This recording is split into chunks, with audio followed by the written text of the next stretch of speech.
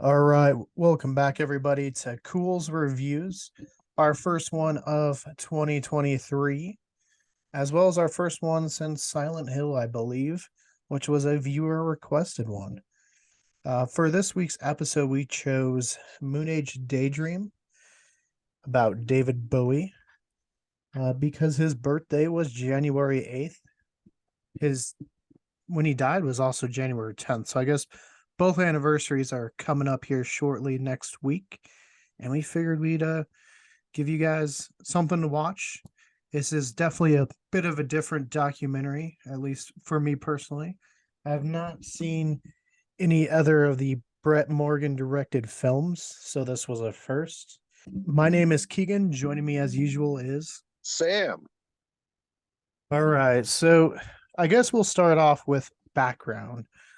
Sam, before watching this, how much did you know about David Bowie going into this, outside perhaps of the brief little glimpses we got on a road trip down to Alamosa? Well, my parents used to listen to some of his songs, not all of them. I mean, they might have listened to all of them. It's hard to, I don't really know, but I definitely listened to him a good amount while growing up. So I knew he was a musician. He had that Major Tom song that was pretty popular to a lot of people. Mm-hmm. Other than that, not too terribly much. I knew of David Bowie from his movie, The Labyrinth, and then just a couple of his songs that were popular in the '80s. Not any of his early '70s or early work stuff, but a couple of his '80s song and movie. Yeah, for me, I mean, I've definitely gotten more into Bowie. I mean, not like music wise, but more like learning about him as of recent. Um, You don't so have to this, lie to them, Keegan. no, I mean, I've listened to his songs a long time. I'll say unknowingly listened to his songs probably since I was a kid. But I think the first time I like saw him anything wasn't even like Labyrinth. It would have been like I hadn't seen that for a long time, but it was The Prestige where he plays Nikola Tesla. And so Oh, I guess that's where I got a little bit more into Bowie, learning who he was, saw he made music, recognized some of the songs, and then kind of dived into that. Like I said, going down to Alamosa, we listened to some stuff on Aleister Crowley and some of the musicians that, reference him, some of which were the Beatles and obviously David Bowie. And so it kind of just leads you down that rabbit hole of maybe perhaps some of the other meanings or things that Bowie was trying to project in his songs as far as just the depth to it. It seems like, especially his last CD or last album, Black Star, definitely had an overarching story and kind of the conclusion for Major Tom, which we saw a bit of at the beginning of the movie, where they find Major Tom's like skeleton, or at least I'm guessing that's who it was supposed to be. I think that's everyone thought it was supposed to be Major Tom in the music video of Black Star, but yeah, I would assume so. mhm. But who knew? Who knows? Who knows? Well, like that, it's so weird because then they do the ritual with the skull and everything. It's True. yeah, we'll definitely I'm have not to like get into that. interesting creature. I don't really know Hmm. what that scene was. An interesting one to say the least. Right, I mean, the whole movie was pretty interesting. right. It's definitely, like I said, I've never seen another Brett Morgan film, and like Sam said, very interesting. Lots of different like pop cultural references spliced throughout. We saw something monster, but it's a radioactive monster from like a monster movie from the 60s. We saw War of the Worlds, just different movies like mixed in. A lot of this is real concert footage that wasn't released. It's kind of split half and half, real concert footage and then him moving to like Berlin and like Hmm. the different stuff he And was in. California as well. Mhm. Yeah, towards the end with his like really nice suits and stuff. He grew a lot, and he always was like re and what is it called, Reinventing. reinventing himself. Yeah, thank you. Hmm. So I know we've kind of talked about how interesting this film was. Direction wise, Sam, do you want to kind of explain a little bit better to the audience why it was interesting? For better lack of terms, it was pretty psychedelic. Like there was lots of interesting visuals, lots of changing colors. Like there was a lot going on like throughout most of it. I forgot he was in that one movie, which I can't remember the name of right now. Which one? Isn't it the Labyrinth, the one that had that like flying dog The or Goblin flying beast? King? Yeah, Goblin King. Yeah, that's Labyrinth with Jennifer Connelly. Yeah, I definitely forgot he was kind of in the labyrinth. And then I saw it in the video and I was just like, oh shit. I was like, I know that movie. Right. Or I know that scene, I guess. But no, it was a journey. It's definitely a journey. Have you seen a movie from this director before? No, not to my knowledge. And if you had to like kind of describe this movie to our audience members, what would you describe it as far as like the editing? Think the editor was on acid or crack or something when he it was kind of all over the place, hard to follow, but it was a weird movie. Right. It's definitely very unique for a documentary, True. especially It out of almost the ones we've seen. I don't think we've watched one that was like this at all, I will say. yeah, no, not so far. But it almost made it seem like they were trying to say that he wasn't from Earth, that he might be Major Tom himself in some way. It's Right. like how I got from like the documentary a little bit because it was I don't know, it was getting real interesting.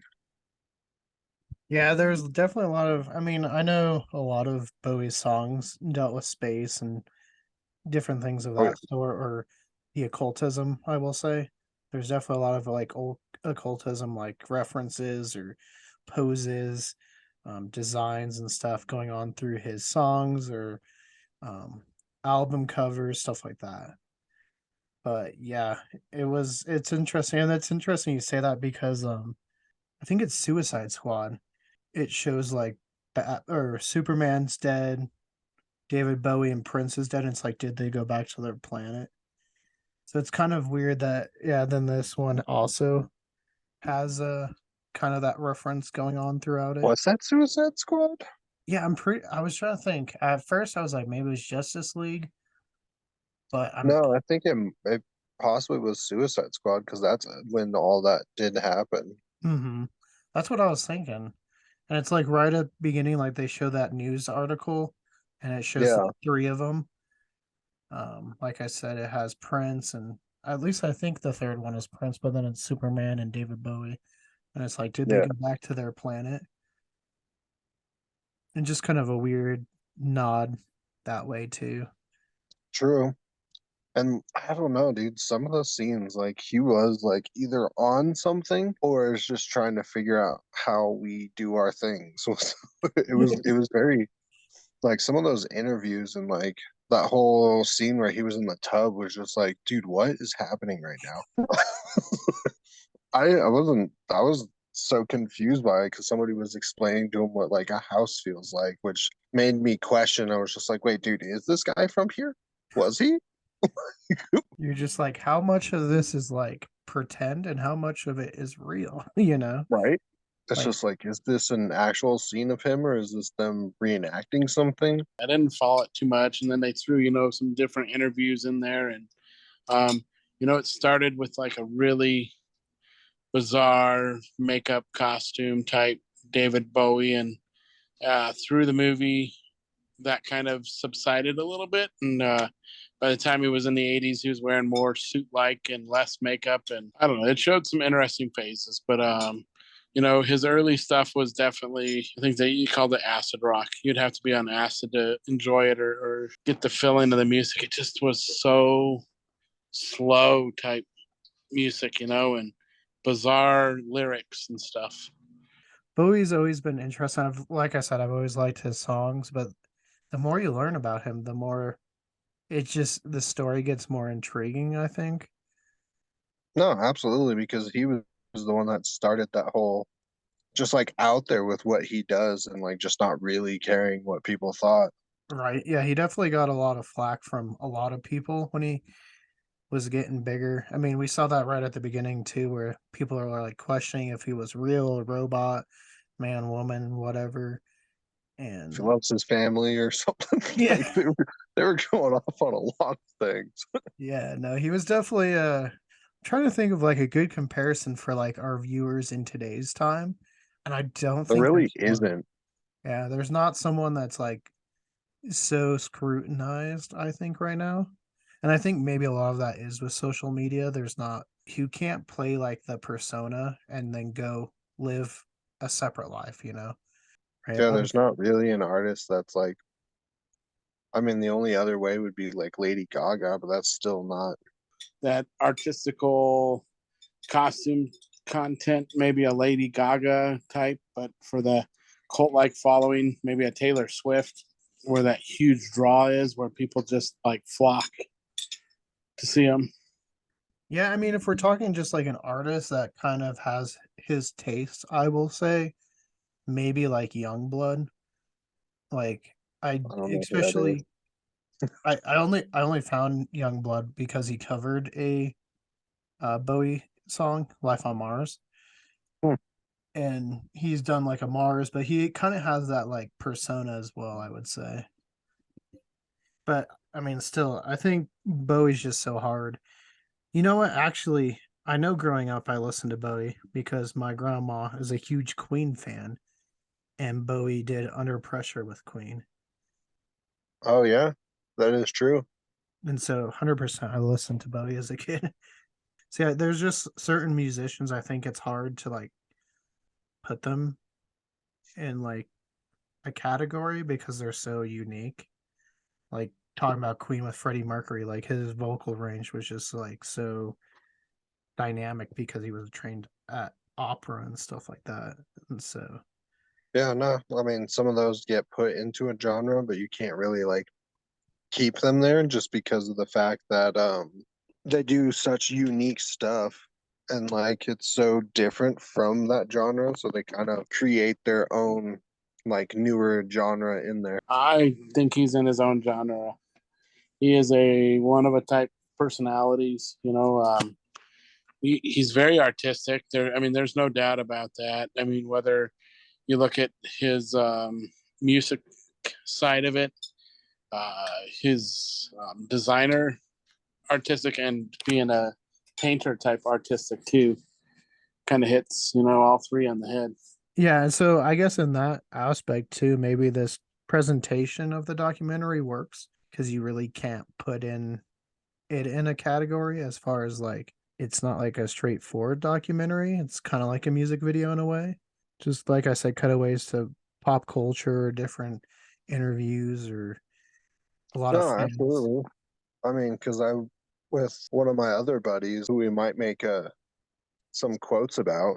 He originally showed me like Metallica's like documentary kind of like this, and it was pretty fascinating. There's one scene that I'll never forget.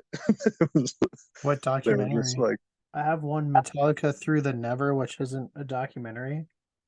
It's one I've actually wanted us to like talk about, but it has like Dane DeHaan. So half of it is them playing songs, and then half of it is like Dane DeHaan going through the city, and it's like kind of purge style. I don't know if you've seen that one before. the documentary was some kind of monster, and in there was like a scene always sticks to me, and I'm not sure why. I forget who exactly it was. I think it might have been Kurt, but he was just like, "I'm gonna shove 50 grand up your ass," and then somebody else was just like $1 at a time. It was just like, "Don't fucking hurt." I think we've had some kind of monster mentioned when we actually talked to Kyle Chatham and the Road Shots. They were talking Uh-huh. about different music ones, and that was one that came up. So maybe we'll have to do that one this year too. We'll do that and then Through the Never. Like I No, said, I'm not Through the Never's down. like a concert video mixed with a story of like kind of purge. And it has Dane DeHaan, who we've covered in 2 videos so far. So why not? So No, I'm not opposed. Not opposed at all. right. Because if I remember correctly, that one was pretty. It was. I mean, all of those are usually fascinating with some of those like bigger, older bands. Well, and I think they've been doing better at musical like documentaries and even just like actual films as of late. It's something I think we've seen with like movies on presidents as well. There's just more time taken researching the roles now, like True, but that compared. one is a pretty old film though. Mm. Well, there's always going to be like those like outliers where people are like, "How do we make a good one?" And you have like a whole crowd of people like, "Right here, this is how you do it. It's right there." Like, and people are like, "I've Right? never seen it." It's like, well, because you either didn't listen to it or didn't like that musician, so you didn't see it. But like they do it pretty well. Like Mm. it's definitely fascinating, and people can do it. Yeah. Now I've actually gotten into different artists via like documentaries or movies. And so definitely if a movie or documentary is done well, it can lead you down a path of like just realizing, hey, this is actually pretty good. And you see a lot of the blood and sweat and tears, perhaps why you're like, oh yeah, this guy worked a lot harder. Okay, this is what this song means. Yeah, you get like an insight on like the background of it, and you get Hmm. to see it opposed from just like listening to it and just being like, huh, wonder what they're talking about there. And like, then you're just like, oh, I mean, because like I learned through another artist that like I've watched on like I found on YouTube when like I was just playing songs on YouTube and it just like went to this band and I was just like, wow, they're pretty good. I went to their like YouTube page and then was watching more about it and then saw that they streamed on Twitch and then actually saw them live in Colorado, I think last year. Yeah, last year. And they talked about like they're just like they explained their music and it's like it's pretty intense like a lot of the stuff that they're going through because like a lot of artists are very either like super stressed, depressed, or like have like something like going on and like that's what they portray through their songs. So the band is named Holocene and it's called Warrior State of Mind. And like in that they have some of their old songs that were like I wouldn't say like depressing, but like on that like darker side of that spectrum, like on like a more like clearly it's a song about something that's going on. And then Hmm. this one in Warrior State of Mind, they're like crushing the skulls, like they have them written on like skulls, and they're crushing the skulls of those other songs. And when it comes to Warrior State of Mind, they leave that one like uncrushed just because it was kind of like a signal of like strength, essentially, like Hmm. pushing through like your demons and all that. It was a really good video. All right. So after like the first half kind of goes in, like I said, to more of like Bowie's other interests is like painting and stuff like that. Like, what did you take away from that part? Like, just some of what intrigued Bowie that wasn't like music. Sound like he was just trying to keep himself busy and like just constantly create things or like figure out like it was probably like his way of kind of a potentially an escape to like being like a zen, yeah, more of a like a zen state. So he was like painting to zen it out. As far as I think, I don't actually know because he seemed pretty like zen about the whole thing, except for like there was definitely some scenes in there that like somebody tried to rip him off stage. If I saw that correctly, he used painting as like a another way to artistically like show and express things, and it was pretty fascinating.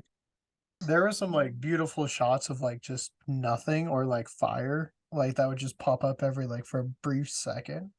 Yeah, it was so trippy, dude. Yeah. I'm hard trying to think about everything too because there was just like, dude, there was so many different images, like so many different colors. There's just so much. There's too much happening.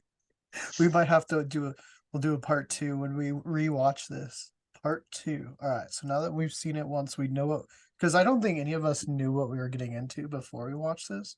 I Like mean, I kind of knew a little bit because I knew it was probably going to be a little bit trippy and weird. I just didn't know it was going to be like that extreme. Like I felt like I was going on like a psychedelic journey. Like let's be honest, like that was a journey. And I was, I was sitting here like, dude, what is happening? I mean, hey, we got to start off the new year with a bang, right? It just kept going on. And like when you watch the trailer, I guess you see a little bit of it, but I thought it was more like just in the trailer. Yeah, Like no, it was like the whole the whole movie. the whole movie, and it was more intense than the trailer Oh, I know the trailer just looked like a normal documentary, like I said, with like some with like aspects that music look, in there. yeah, and you're like, okay.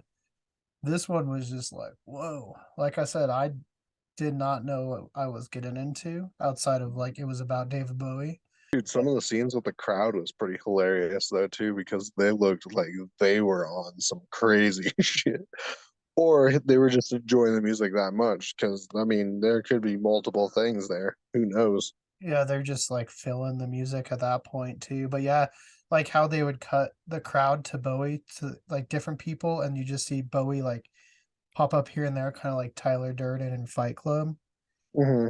Where in the beginning of Fight Club you see him like just pop up brief glimpses. That's kind of how Bowie is popping up, but he Yeah, was like red and the crowd was like a blue or a green, and so just like yeah. bam, bam, bam.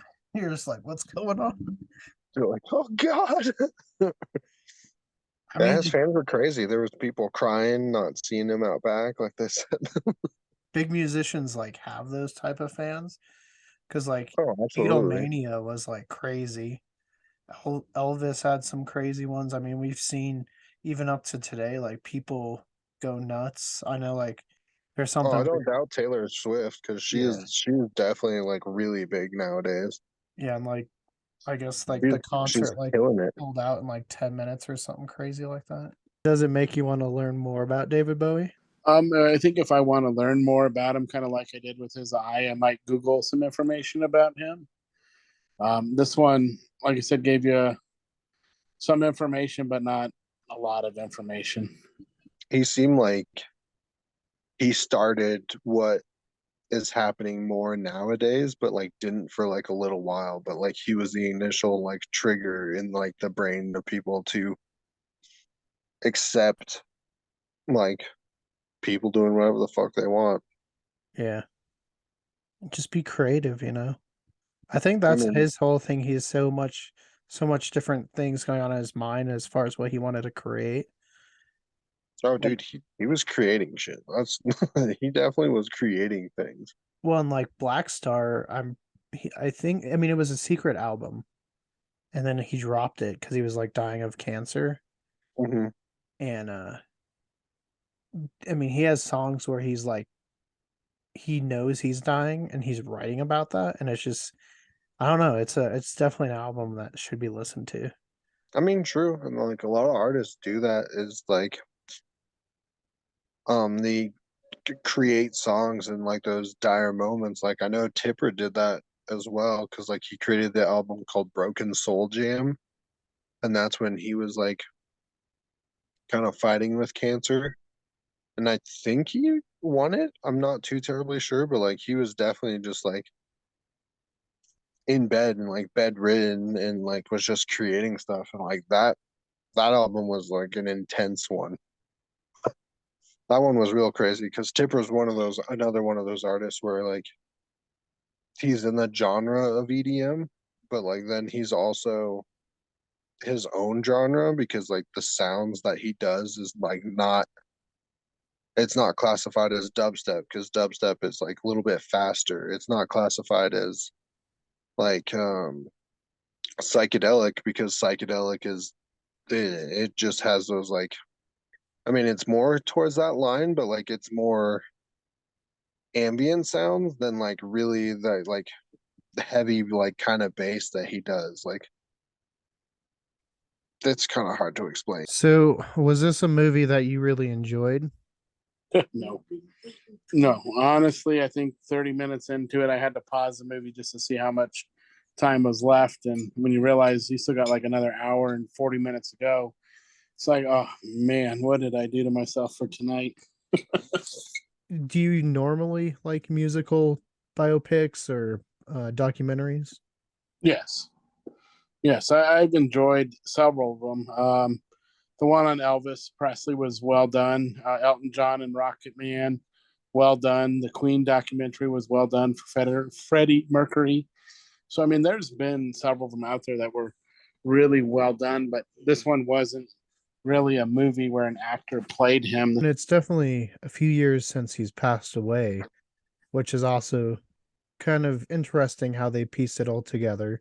Obviously, all from like stock footage or unreleased concert footage. And so, do you think that had any play into it? I mean, it probably did. I mean, who do they really have out there that um, I guess could play him at this time? What about Ethan Hawke? Right. But maybe somewhere down the road they'll do an actual movie on him. I mean, he had that type of cult like following where he was an international superstar. I mean, well liked in the music community. So, I mean, there's a good chance they could still do something like that for him as well. If you could name a couple like musicians to make a movie about, who would you like to see one done on?